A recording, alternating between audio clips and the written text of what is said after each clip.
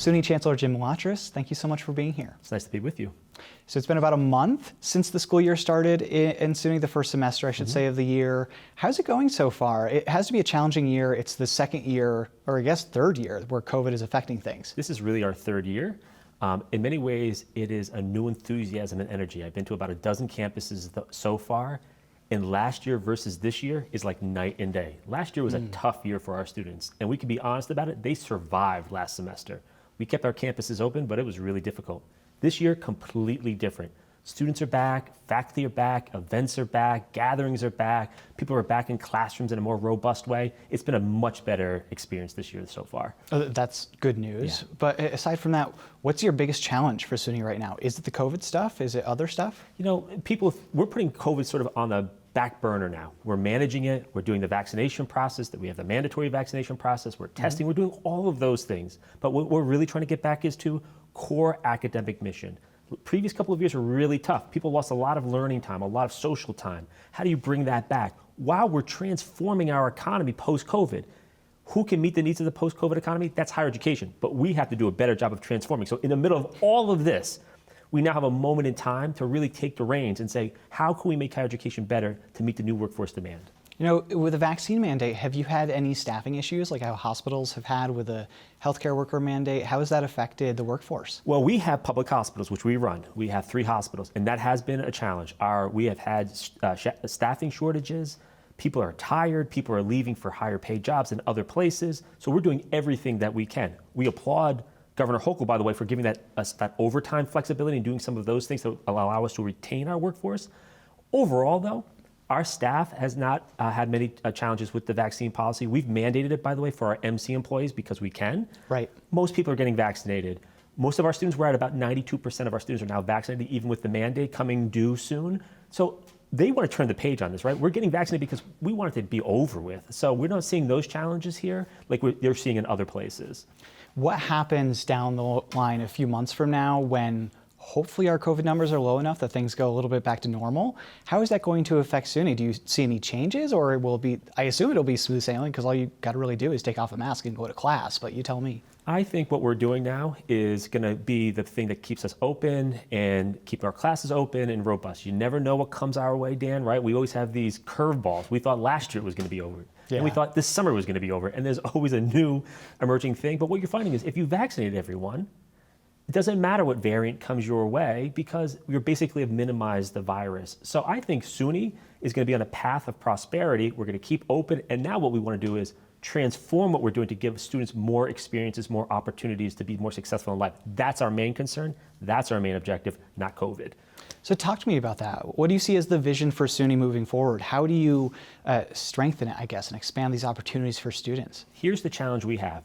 Enrollment in higher education nationwide is on the decline. Right. SUNY is not immune from that decline. For the past 10 years, our enrollment has been declining. It's been accelerated because of the pandemic, but I think we're stabilizing a little bit. All at the same time, where 70% of all new jobs being created in the United States of America need some post-secondary education. Now more than ever, you need some credential in higher education to meet the workforce demand. It's on us now to reach out to students and communities and individuals in communities who don't have the necessary credentialing and say, we're here for you. We're the largest system in the entire country. There's an option whether you want to go to a community college or an educational opportunity center or get your PhD or medical degree. We have everything at a low cost at very high quality. But it's on us to reach into communities to show, here's our value for you because you'll be successful. That's the main challenge we have, is to demonstrate how important we really are in society. So I went to a SUNY school, SUNY Albany, and it seemed like a no-brainer for me just, based on cost alone. I was looking at private schools. No way I could have afforded them, so very thankful for SUNY. Why do you think we see that decline in enrollment over the last decade, considering that SUNY is probably the best value that you're going to get in the state? It is the best value. And the honest truth is, I wouldn't be chancellor today without a SUNY education. Right. SUNY afforded me the ability to get my education, to go into government and public policy, to go into higher education. Without SUNY, I would not have had any of those opportunities because I couldn't afford going to a private school either, and that gave me the economic and social mobility that I needed. I think there's a couple of things at play. First, I think there are some cultural divides in our country still where people don't think a higher education is worth it. Yeah. That's for other people. That's not really going to teach us anything. That's not going to provide us core values or get us a job. There is that out there. And then there's intense competition where there's private training programs and other things, and they say, don't go to college, it's not worth it any longer. So you're facing these real divides, or there's communities being left behind. The biggest drop off in our enrollment are in underrepresented communities. Those communities who've been most impacted by COVID, those communities have been most impacted by the economic transformation from the manufacturing economy to the information economy.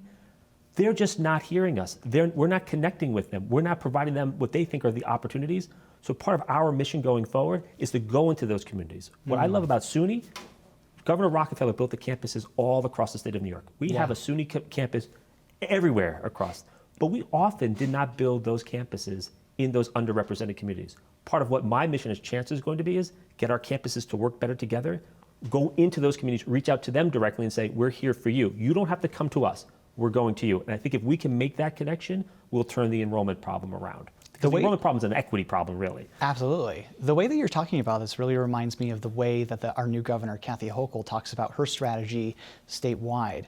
How do you see Governor Kathy Hochul affecting SUNY? Do you think that she'll be a champion for SUNY? Do you think that things will change, I guess, under her? I think so. She has been a big proponent and champion of SUNY. Often what a chancellor does is go around to many campuses. We try to elevate the status of the campuses by doing events and other things. Governor Hochul was always there. Governor Hochul understands the system. She understands what we can do for workforce. By the way, 1/3 of all of our workforce in New York State are SUNY graduates. 1/3, more than 1/3. That's a huge part of our workforce. Yeah. She understands that how we are the economic engine driving the workforce training.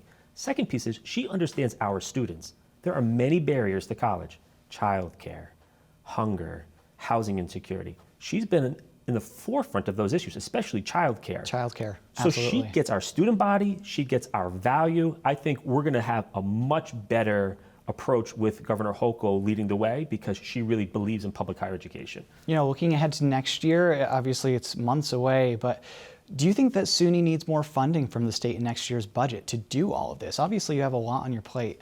I think we need more resources. I think that's a really important thing for us. If we want to have more academic opportunities, we need to hire more faculty. Yeah. I think if you look at what we're doing with the Educational Opportunity Program, which the legislature and the governor did give us an infusion like we've never had before, 20% increase in EOP. That's a foundational thing to give the supports we need for underrepresented students to be successful in college. That money is going to go a long way, but we still have 14,000 applicants for 8,000 slots. We should serve every one of those students who are eligible, not just the students that we have funding for. So I think if you can invest in SUNY, we'll invest in the communities, we'll show return on value, we'll do all of those things. But yes, I think resources are tremendously important for us. All right, I guess we'll look at it next year and see what the governor and the lawmakers do. But we'll leave it there. SUNY Chancellor Jim Malatras, thank you so much. Thank you.